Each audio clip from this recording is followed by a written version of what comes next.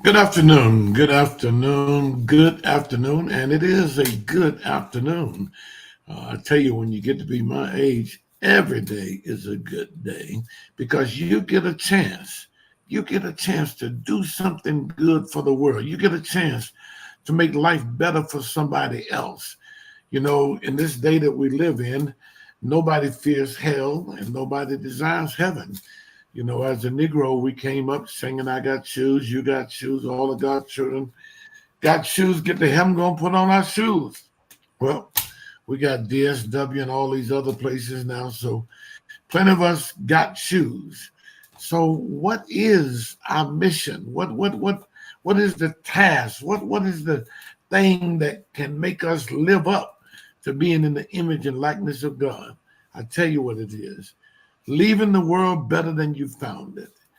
And we need to work hard at doing that, making sure that we made life better for somebody else. And I have a young lady with me at this hour.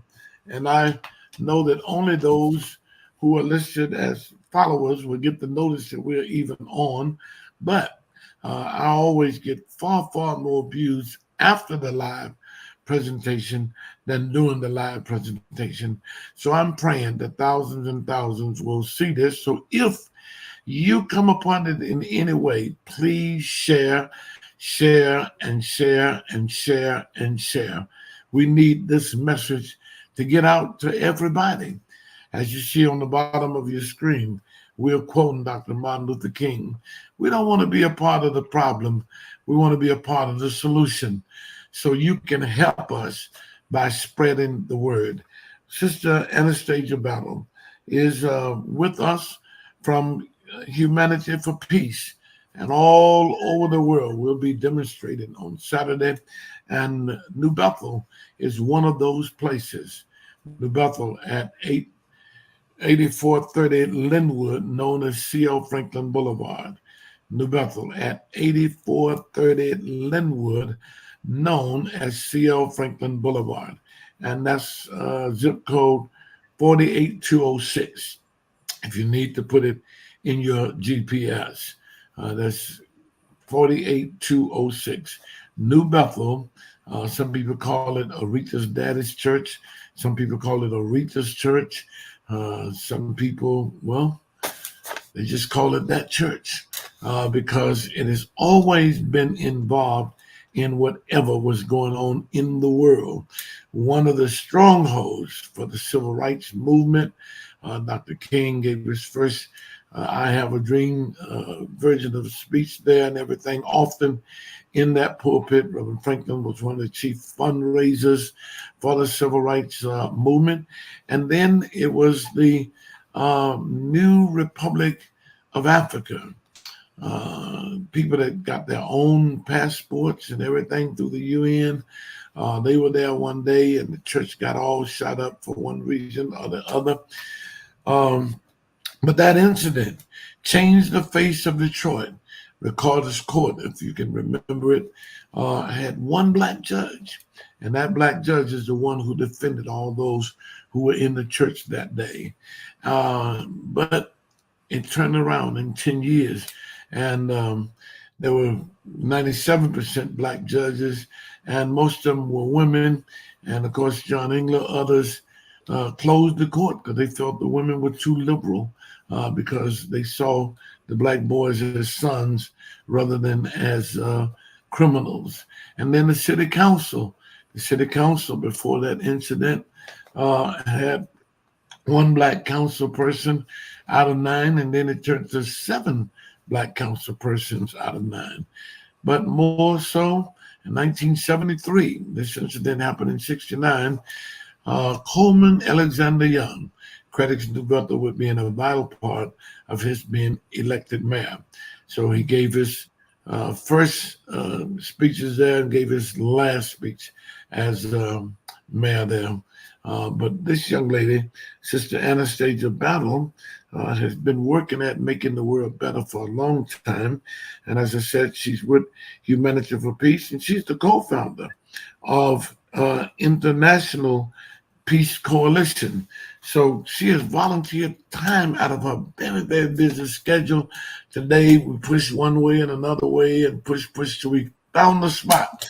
And I'm going to let her do the rest of the talking.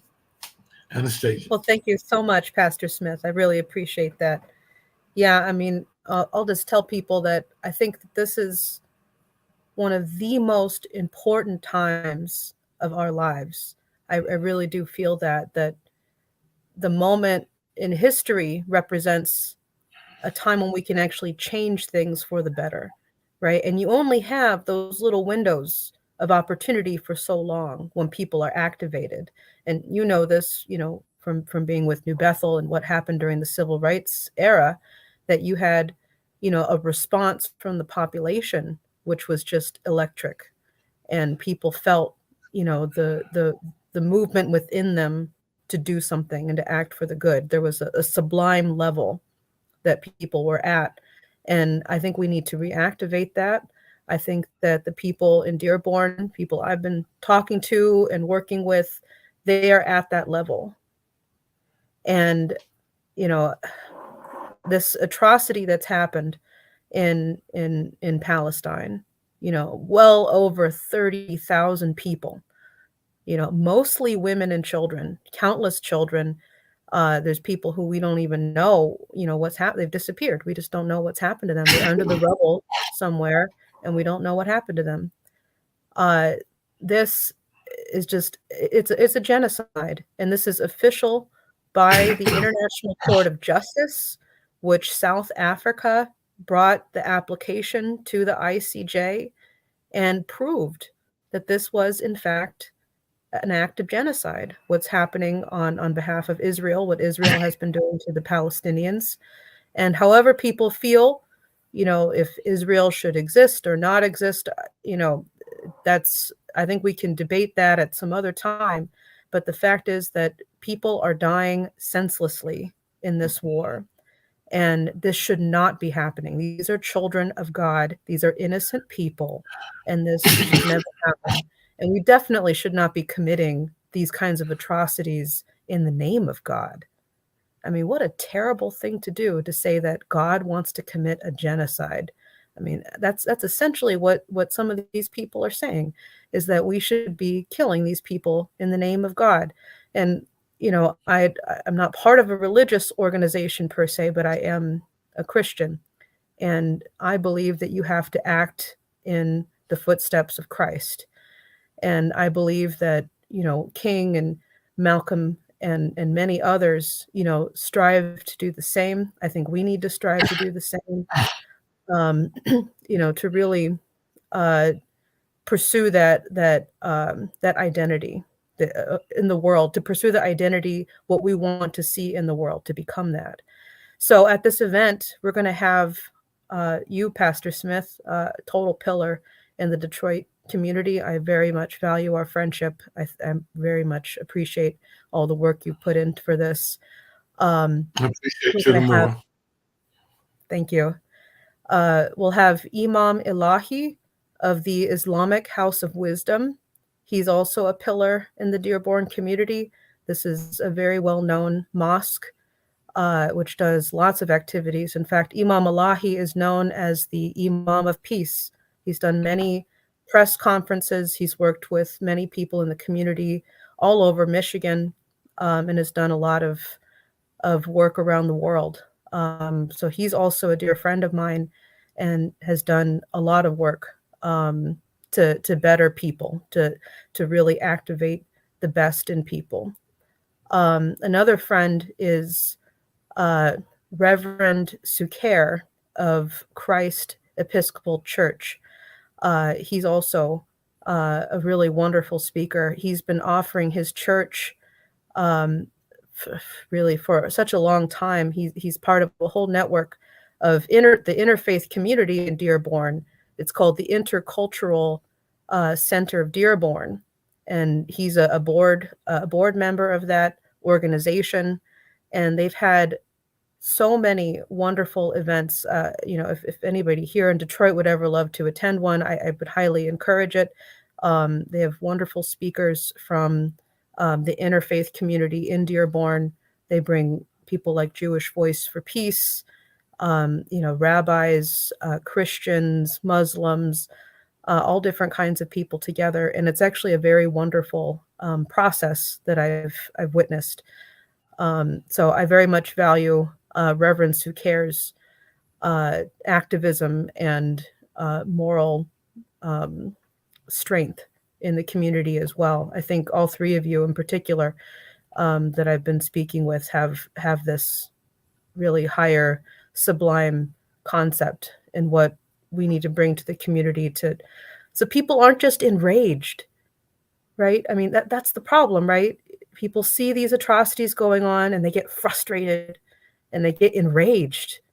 And then it's either they want to yell at somebody or they get depressed. And from my standpoint, we have to have something other. There has to be something other that you express. And I really do believe that, you have to come to the church. I really do believe that you have to network through these communities in this way, so that way you have that grounding of where do you come from. We're one humanity, right? We may believe different forms of God, but at the end of the day, everybody has this grounding of what does it mean to be human, right? The love of all of mankind, right? 1 Corinthians 13, right? Agape, the agapic love for mankind. And that's something with all of the different religions, religious leaders that I've spoken with can agree on, is this agapic love for humanity. That's very important. So I want to encourage everybody to join us. We'll have some other surprise guests who I shouldn't bring up, but you'll be very happy who are there, who are civil rights activists in their own right, who have been doing a lot of activity around the country to spark people. Personally, I want to do more nonviolent direct action training. I think, part of this process and what we're doing in activating these civil rights layers and working with this interfaith process is that then we can start to coordinate and collaborate together. We can start to do these kinds of things. We have that spark of inspiration already, and I think people are hungry for it because they don't want to just be angry. Right. And one of my favorite songs, which was written by an NAACP member called Lift Every Voice and Sing. This was Johnson. And if you don't mind, I'd like to just sing the first verse. But I think that this song really embodies, that the civil rights movement never ended. It never stopped with Black liberation. It's continued on for the liberation of all of humanity. And this is what King had the idea, which I fully believe is why he was killed. I fully believe that because that's where he wanted to go. So let me just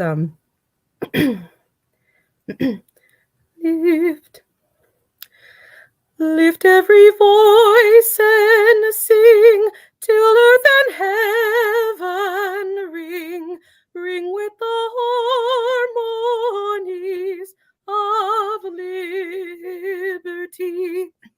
Let our rejoicing rise high as the listening skies. Let it resound loud as the rolling sea. Sing a song full of the hope that the dark past has taught us. Sing a song full of the hope that the present has brought us. Out from the gloomy past, therefore we stand at last, of the white gleam of our bright star has cast. So I just would love to have everyone at New Bethel. I really would like to bring more of these beautiful works from this era. To if you are part of this singing community and you'd like to sing some of the spirituals, please let me know. Reach out. I'd love to share that with people at this meeting.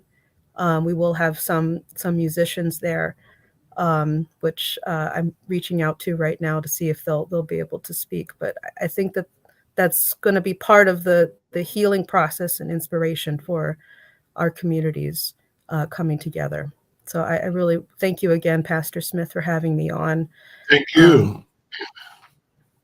Thank you. And I do want to remind everybody, share, and share again. Whatever destination you're listening from, whether it's YouTube, whether it's Haiti Mission Alliance, or New Bethel, or my personal profile page, share, and share again. Our time is very, very short, and we hadn't pre-planned this, so nobody was set for it.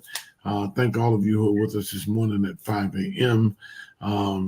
We got to get this message out. Again, for those of you who don't know who we are, we're New Bethel Baptist Church, 8430 Linwood, known as C.L. Franklin Boulevard.